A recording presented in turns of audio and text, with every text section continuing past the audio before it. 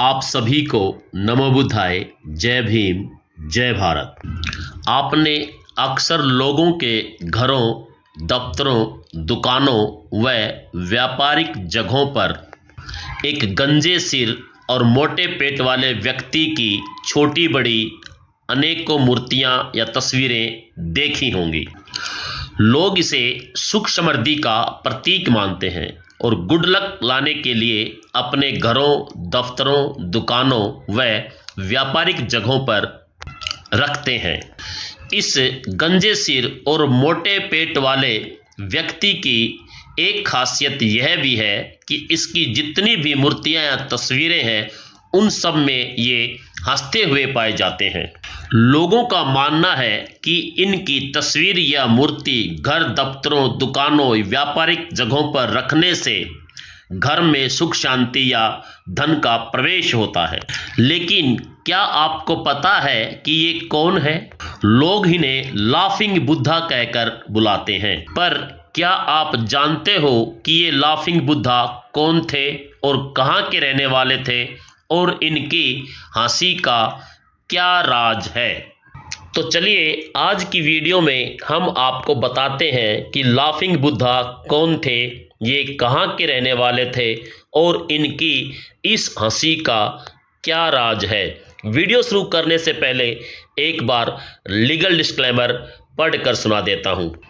मैं यह वीडियो समाज को केवल सामान्य जानकारी देने के उद्देश्य से बना रहा हूँ। किसी व्यक्ति, समाज, जाति, धर्म, वंश, परंपरा को नीचा दिखाने या उनकी भावनाओं को ठेस पहुंचाने के लिए नहीं।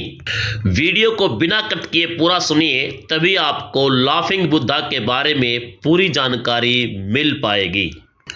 भारतीय संस्कृति में जितना महत्वपूर्ण वास्तुशास्त्र को माना जाता है, उतना ही महत्वपूर्ण चीनी सभ्यता में फेंग शई को माना जाता है। आजकल भारत में भी फेंग शई से जुड़ी चीज़ें मिलने लगी हैं और बहुत से लोगों का उसमें विश्वास भी है। उन्हीं में से एक है लाफिंग बुद्धा। ऐसा माना जाता है कि लाफिंग बुद्धा समृद्धि और खुशी प्रदान करते हैं। मान्यता है कि लाफिंग बुद्धा को उपहार में देना शुभ होता है। चीन में लाफिंग बुद्धा को भगवान के रूप में पूजा जाता है। कहा जाता है कि इनकी मूर्ति घर पर रखने से नेगेटिविटी दूर होती है और सुख समृद्धि आती है। चीनी मान्यताओं के अनुसार भगवान बुद्ध के कई शिष्यों में से एक थे जापान के होतेई। कहा जाता है कि जब होतेई को ज्ञान की प्राप्ति हुई तो वे बुद्ध बनने पर जोर जोर से हंसने लगे।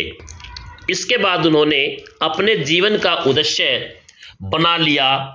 वे लोगों को हंसाने लगे और उनको खुशी प्रदान करने लगे। होतेई जहाँ भी जाते वहाँ लोगों को हंसाते थे और लोग उनके साथ काफ़ी खुश रहते थे। धीरे धीरे लोग उन्हें लाफिंग बुद्धा कहने लगे। चीन में लाफिंग बुद्धा को चीनी देवता माना जाता है। उन्हें चीन में पुताई के नाम से भी जाना जाता है। वे एक बौद्ध भिक्षु थे और उन्होंने घूमना फिरना, मौज मस्ती करना पसंद था। वे जहाँ भी जाते वहाँ अपना बड़ा पेट और विशाल बदन दिखाकर लोगों को खूब हंसाते थे। हमारे देश में लाफिंग बुद्धा को लेकर एक मान्यता है कि लाफिंग बुद्धा को खुद के लिए नहीं खरीदा जाता, बल्कि इनको किसी और को तोहफे के रूप में दिया जाता है। दरअसल इसके पीछे की वजह भी चीन से जुड़ी हुई है।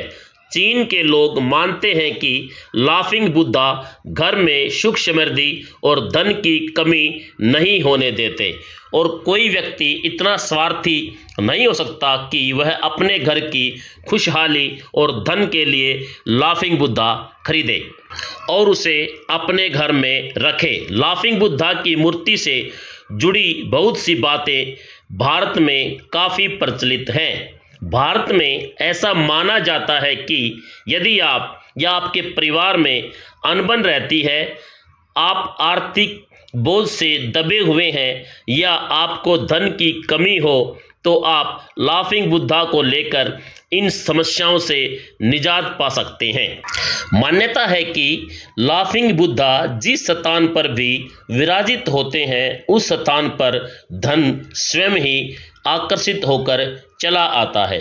इसी विशेषता के चलते लोग घर, दफ्तर, होटल, दुकान, व्यापारिक प्रतिष्ठानों में लाफिंग बुद्धा की मूर्ति को रखते हैं। लोगों की ऐसी भी मान्यता है कि संतानहीन दंपत्ति बच्चों से घिरे हुए लाफिंग बुद्धा को घर में उचित स्थान दे तो जल्द ही उनके घर भी बच्चे की किलकारियां गूंजने लगेंगी।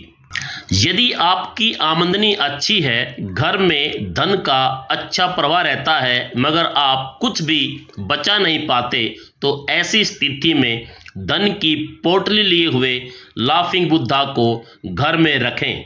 कुछ ही दिनों में धन का संचय होने लगेगा।